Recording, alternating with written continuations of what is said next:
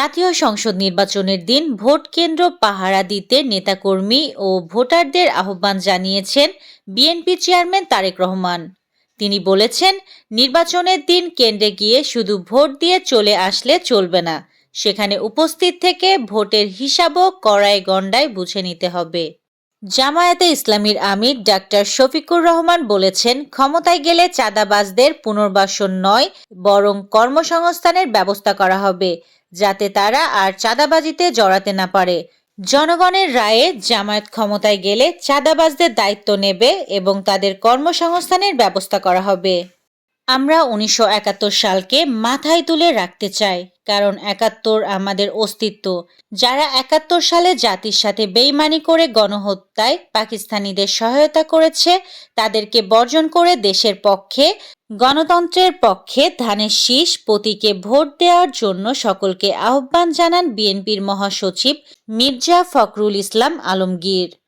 স্ত্রী ও ৯ মাস বয়সী সন্তানকে হারানো বাগেরহাট সদর উপজেলা ছাত্রলীগের সভাপতি জুয়েল হাসান সাদ্দামকে হাইকোর্ট ৬ মাসের জন্য জামিন দিলেও কাগজপত্র কারাগারে পৌঁছায়নি। সোমবার সন্ধ্যা ৭টা পর্যন্ত জামিনের কাগজপত্র কারাগারে না পৌঁছানোর কারণে আজ তার মুক্তি মিলছে না বলে যশোর কারাগার সূত্রে জানানো গেছে। বিশ্ববাজারে সোনার দাম আজ ইতিহাসে এই প্রথম আউন্স প্রতি $৫,০০০ অতিক্রম করেছে। বিশ্লেষকরা বলেছেন, সোনার দামের এই ঊর্ধ্বগতি এখানেই থামছে না, বরং চলতি বছর তা $৬,০০০ কাছাকাছি চলে যেতে পারে। সব পক্ষকে সংযম দেখানোর আহ্বান জানিয়ে রাশিয়া বলেছে, ইরানের উপর সম্ভাব্য মার্কিন হামলা মধ্যপ্রাচ্যে গুরুতর অস্থিতিশীলতা সৃষ্টি করবে। সোমবার ক্রেমলিনের মুখপাত্র দিমিত্রি পেসকভ সাংবাদিকদের একথা জানান। অ্যালেক্স হত্যার পর ট্রাম্পের পাঠানো বাহিনী প্রত্যাহারের দাবি বাড়ছে মিনেসোটায়। কিঞ্চিৎ সুরবদল মার্কিন প্রেসিডেন্টের। বিপিএলের ট্রফি নিয়ে রাবিতে সাতখোলা বাসে এলেন শান্ত মুশফিকেরা। বিপিএলের দ্বাদশ আসরের পর্দা নেমেছে গত শুক্রবার।